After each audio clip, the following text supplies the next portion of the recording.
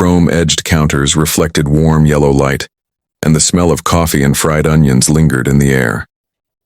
Outside, rain tapped softly against the windows, blurring the glow of the neon sign. At the far end of the diner, in a corner booth, an elderly man sat alone. He was 81 years old. His back was straight despite the years, his hands steady as he wrapped them around a chipped coffee mug. A faded military jacket rested on his shoulders, its patches worn smooth by time. He didn't speak.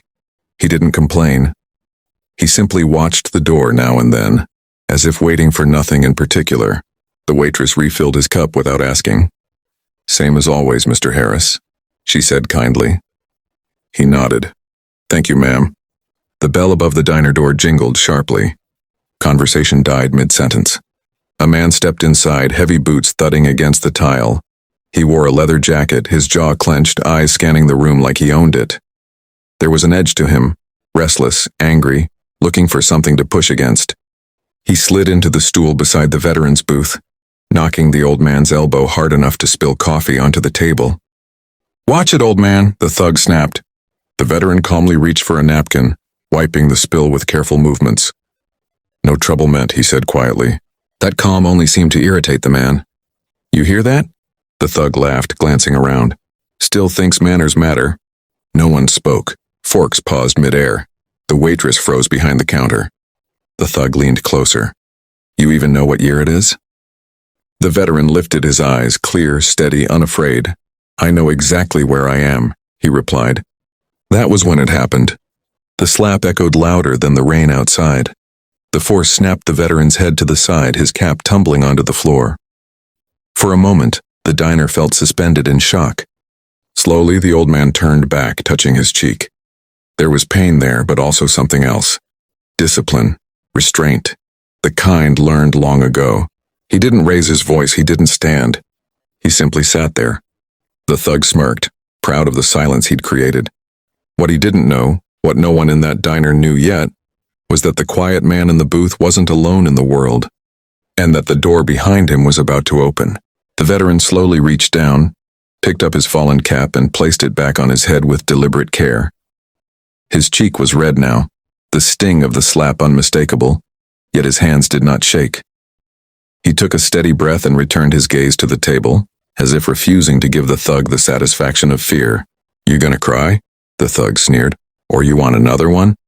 No one intervened, not because they didn't care, but because they were afraid. The waitress's eyes glistened as she clutched a coffee pot behind the counter. A young couple near the window stared at their plates, pretending the moment didn't exist. The veteran finally spoke.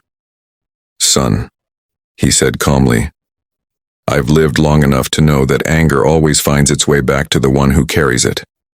The thug scoffed. "You lecturing me now?" Before the veteran could answer, the bell above the door rang again. Once, the sound cut through the room like a blade. Heavy boots stepped onto the tile, slow, measured, confident. A tall man entered, broad-shouldered, his presence commanding without effort. He paused, just inside the doorway, scanning the diner. His eyes landed on the veteran's booth, and then they narrowed. Behind him, the roar of engines rumbled outside, deep, unmistakable.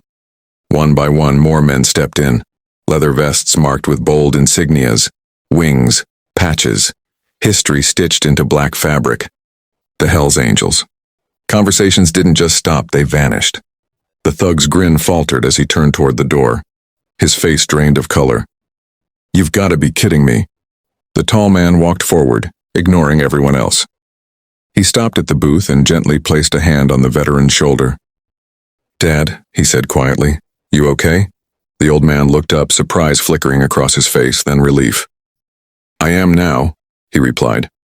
The son straightened slowly and turned toward the thug. His voice was calm, almost polite.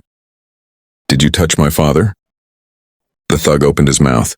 Nothing came out. The bikers stood silently behind their leader, filling the diner with an unspoken warning. No threats, no shouting, just presence. The son took one step closer.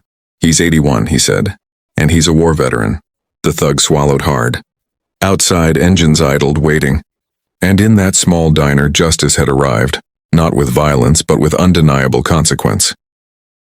The diner felt smaller now, as if the walls themselves were holding their breath. The thug shifted his weight, suddenly aware of how alone he was. The confidence that had fueled him minutes earlier had evaporated, replaced by something unfamiliar. Fear. He glanced at the men behind the veteran's son, each one standing still, eyes calm, saying nothing. They didn't need to. The son remained steady, his hand resting lightly on the edge of the booth. "You don't owe me anything," he said evenly. "But you owe him an apology." The room waited. The thug swallowed, his jaw tightening. Pride fought panic. For a moment it looked like he might say something reckless. Then his shoulders slumped. "I didn't know," he muttered, eyes fixed on the floor. "That's usually the problem," the son replied. Slowly, reluctantly, the thug turned to the old man. "I'm sorry," he said, the words scraping out of his throat. "I shouldn't have touched you." The veteran studied him for a long moment. His cheek still burned, but his voice was calm when he spoke. "Son," he said, "I've seen enough fighting for one lifetime. Learn from this. That's all I ask." The thug nodded once, ashamed, and backed away. He left a few bills on the counter, far more than his meal cost, and walked out into the rain without looking back. Only when the door closed did the tension finally break. The son turned back to his father, concern softening his features. "You sure you're all right?" The veteran smiled faintly. "I taught you better than to start trouble," he said. "Looks like I taught you how to end it too." The bikers began filing out quietly, engines starting one by one outside, the thunder fading into the night. Before leaving, the son leaned down and hugged his father gently. "I'm proud of you, Dad," he said. The waitress approached the booth, hands trembling slightly. "Your meal's on the house," she said. "Thank you. All of you." The veteran tipped his cap. "Just doing what we can." As the diner returned to life, forks clinking, conversations resuming, one thing had changed. People looked at the old man differently now. Not with pity, with respect. And as father and son walked out into the rain together, it was clear that real strength wasn't about who hits hardest, but about knowing when power doesn't need to be used at all.